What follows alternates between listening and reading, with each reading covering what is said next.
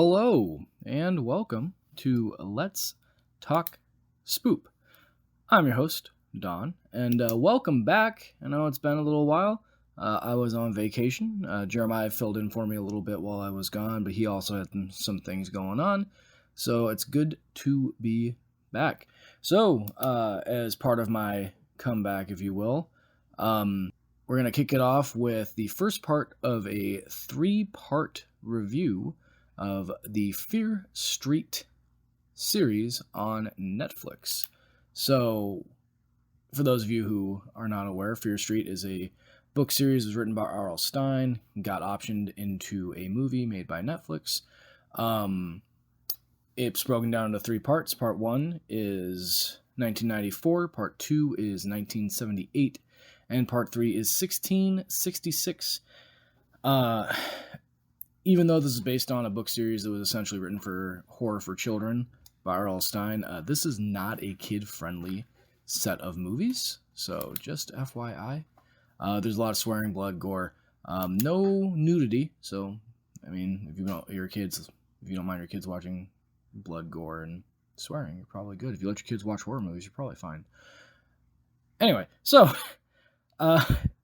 as per usual on Let's Talk Spoop, we break things down to 6 separate categories. Those 6 separate categories are story, acting, music, look, creep, and atmosphere.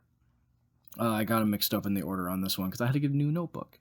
So, without further ado, let's go ahead and jump into Fear Street, Part 1, 1994, on Netflix.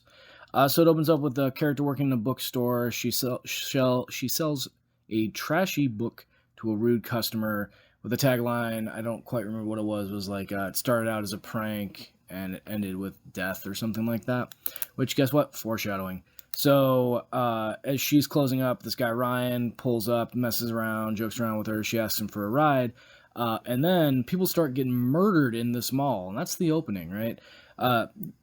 The character, the girl, at the start, is played by the same girl who played Robin in Stranger Things 3.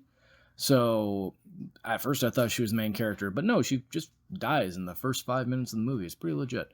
So then we get some credits. There's a lot of radio and some newspaper clippings and credits as they go inside. Find out that this takes place in a place called Shadyside, which is right next to Sunnyvale. And then we get the actual movie. So it opens up with this girl writing a hate letter to somebody named Sam. Some talk about witches. Dina is this character. Her little brother Josh is on a message board on AOL, because this takes place in 94.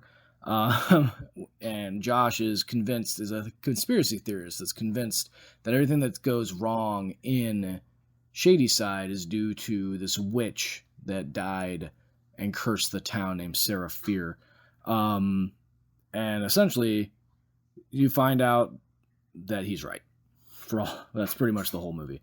There's a LGBTQIA, I think that's the abbreviation, correct me if I'm wrong, love story between Dina and this person she was writing the love letter to, who was named Sam.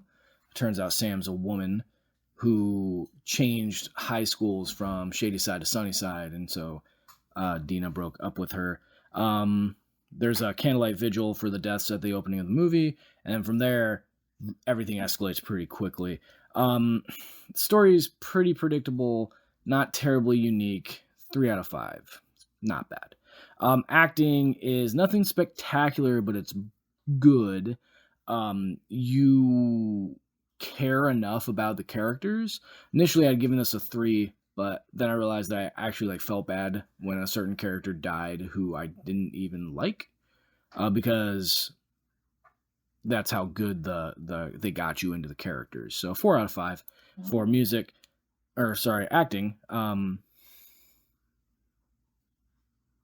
For music, it's all 90s hits for the most part, so I loved it. 4 out of 5 for music. I'm going to skip down to atmosphere. So between the music and the action, because it's pretty action-packed, Really good at keeping you engaged. Again, also the acting was good enough to get you to care about the characters. So 4 out of 5 for atmosphere. The look, there's lots of blood. Looks like a lot of real effects. No monsters, so nothing too crazy there. But with what they had, it was good. 3.5 out of 5. And then we get to the creepiness factor. Unfortunately, this movie is not scary. It's essentially a slasher film. So it's a slasher film without the stalking that you're used to seeing in slasher films, which not many jump scares, that sort of thing. So for Creep, there were some cool deaths, and some callback to classic slasher films, just nothing too special. So for Creep, 2 out of 5. We tally that up. We get a 3.4 out of 5 for Fear Street Part 1, 1994 on Netflix. Tune in next week to hear about Part 2.